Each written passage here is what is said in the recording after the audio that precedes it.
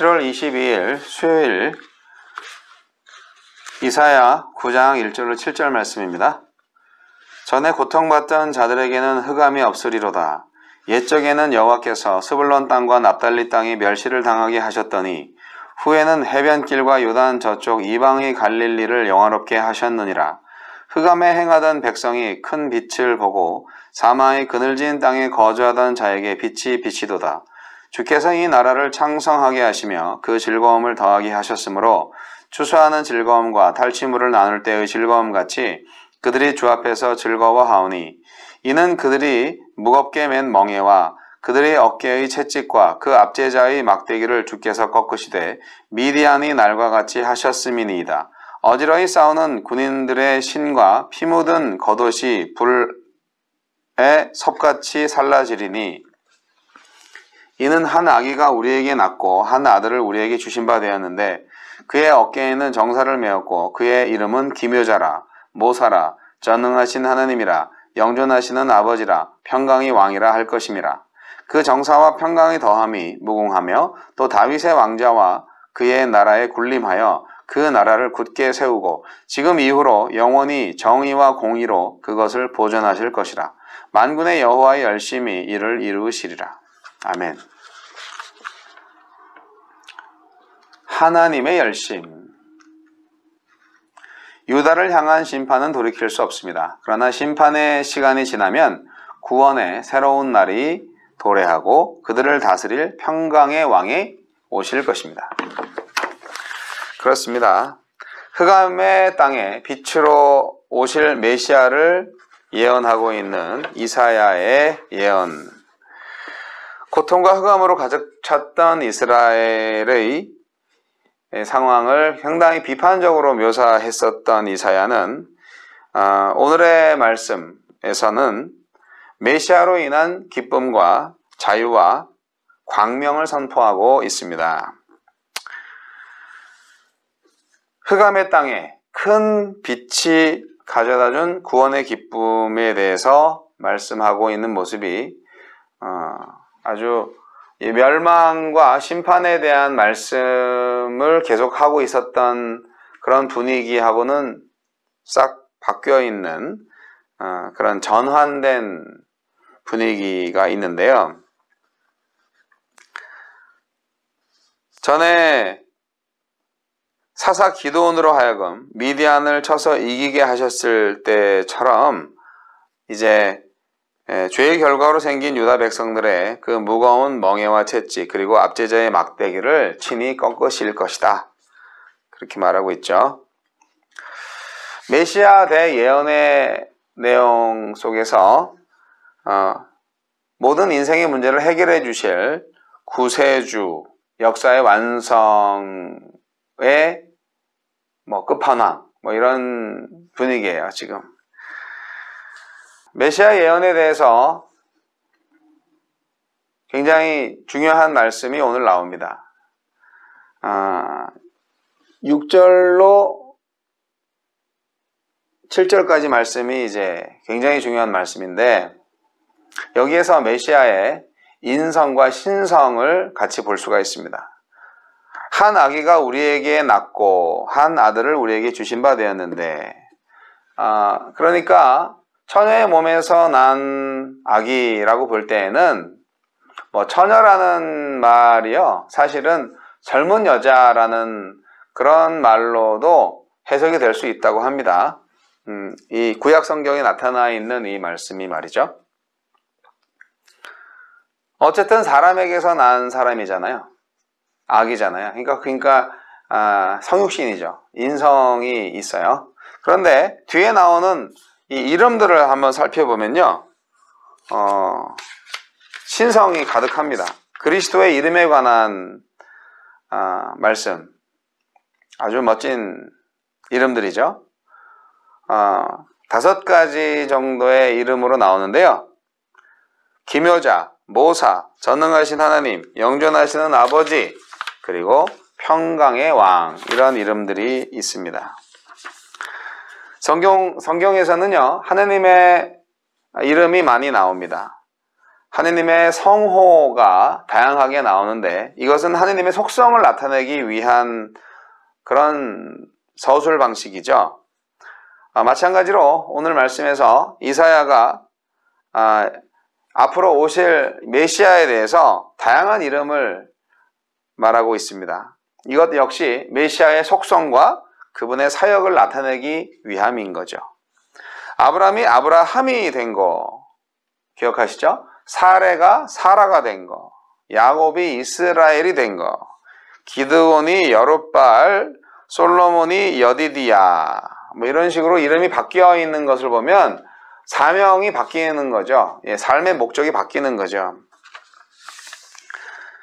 그래서 그리스도의 이름에 관해서 좀 집중적으로 살펴볼까 하는데요. 첫 번째, 기묘자. 이 말은 두 가지의 설명이 필요합니다.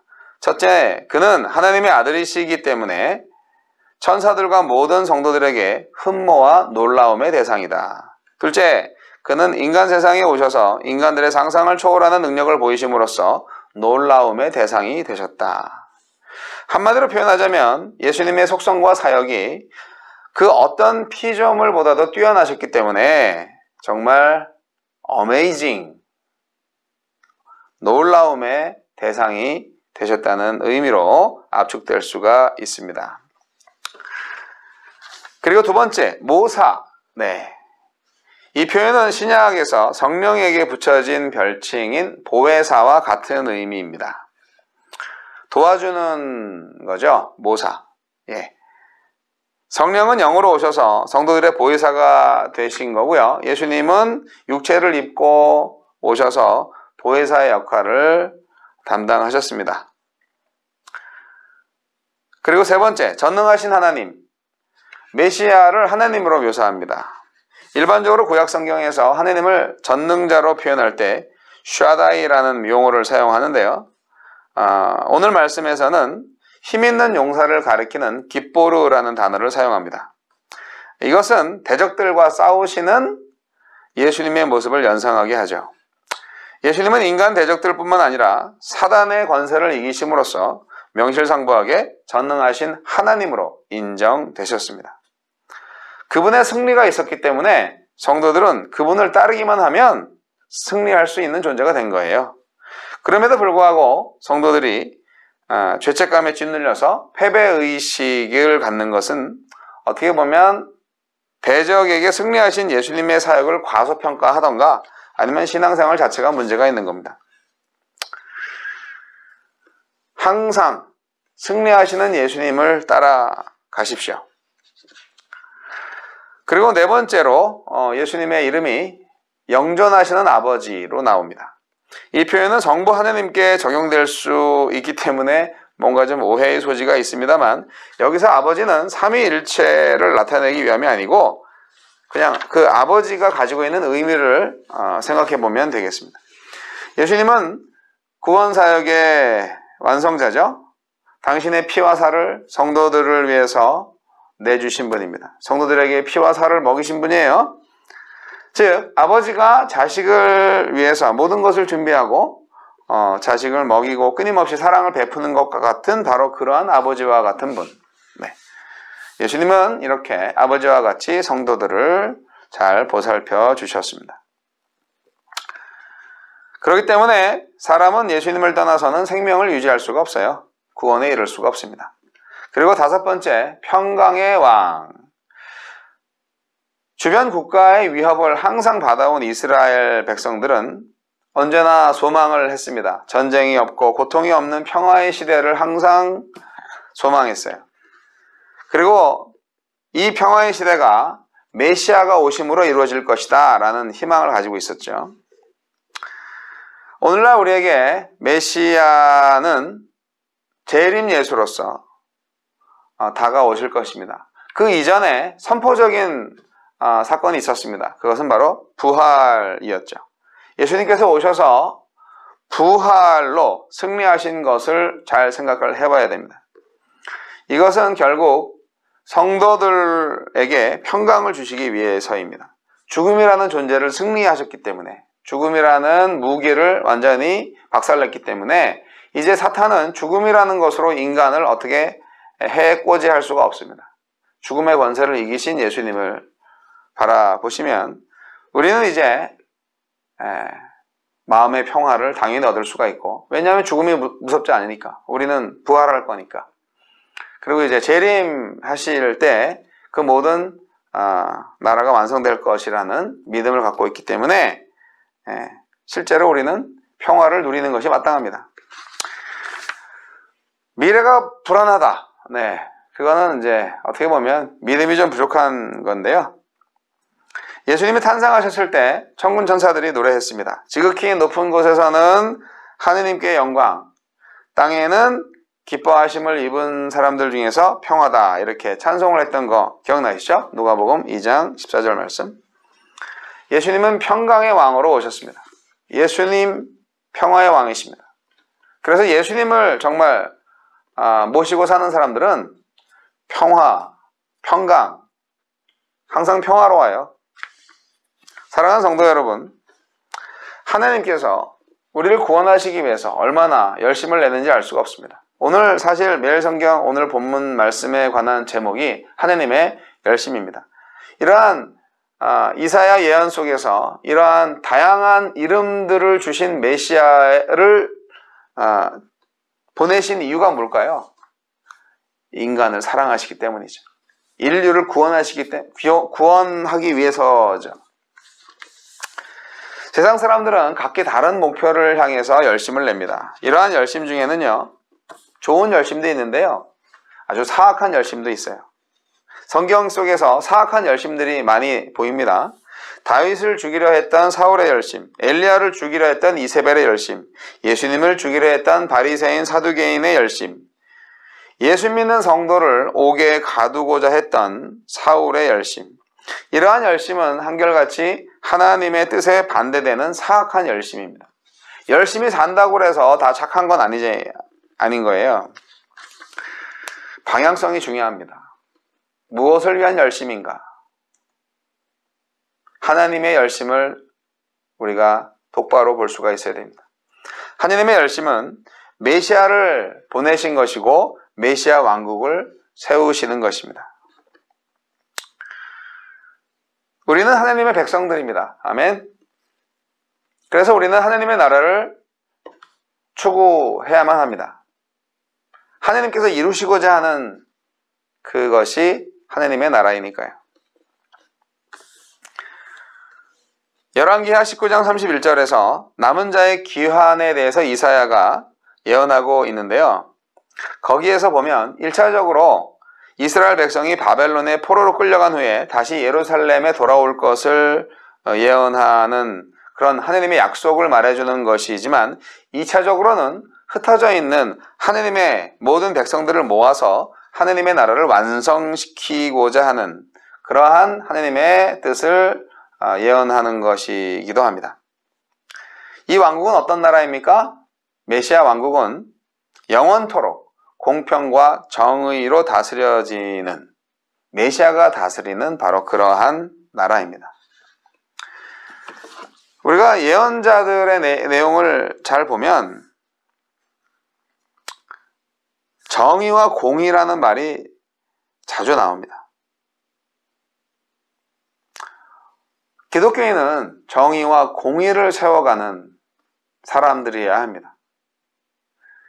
우리 그리스도인들이 있는 곳에 정의가 있고 공의가 있어서 모든 사람들이 불평등하지 않게 바르게 진리 안에서 자유롭게 살아갈 수 있는 것이죠.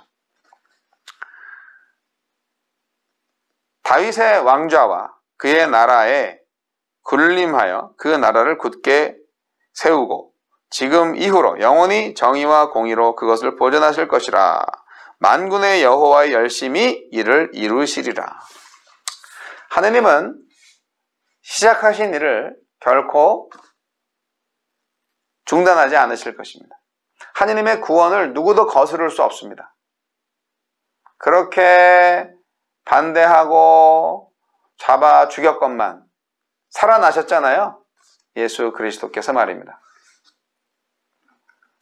우리가 의로운 생활을 하려고 할 때 많은 방해가 있습니다. 많은 대적들이 있습니다. 아무리 그들이 우리를 짓밟고 방해를 해도 결국 우리는 살아납니다. 이것이 하나님의 나라를 향해서 전진하는 하나님의 군대, 그리스도 왕국의 백성들의 온전한 모습이 아니겠습니까? 우리는 하나님의 나라를 위해서 사는 존재들입니다. 그렇기 때문에 우리는 하나님의 나라를 위해서 열심을 내야 합니다. 하나님처럼요. 하나님이 대충대충 그냥 설렁설렁 구원을 하신 게 아니에요. 철저하게 계획하고 그리고 확실하게 그리스도를 이 땅에 보내셨잖아요. 정확한 목표가 있고 그리고 치밀한 계획과 과감한 결단과 확실한 행동, 실천 이런 것들이 하나님의 열심이에요. 그것이 성경 전체에 기록되어 있잖아요. 그 하나님의 열심을 여러분 발견하시기 바랍니다. 성도님들이 열심을 내야 돼요. 그래서 성도가 열심을 상실하면 다른 세상적인 열심이 그 열심을 대체하게 돼서 그 삶은 결코 하나님의 영광을 드러낼 수가 없습니다. 성도로서의 삶의 열심이 필요하다. 그것을 말씀드리는 것입니다. 우리는 이제 하나님의 나라를 만들어가는 사람들이다 하는 그 생각을 아주 굳세게 잡으시기 바랍니다. 사람의 인생은 어떤 목표와 가치관을 갖는가에 따라서 그 방향이 결정되잖아요. 그리스도인은 자신의 목표와 가치관이 하나님의 나라를 향해서 고정되어 있는지 잘 살펴봐야 할 것입니다. 하나님의 열심, 바로 하나님의 백성의 열심과 마찬가지입니다. 열심을 내서 우리 하나님의 나라를 계속 만들어 가십시다.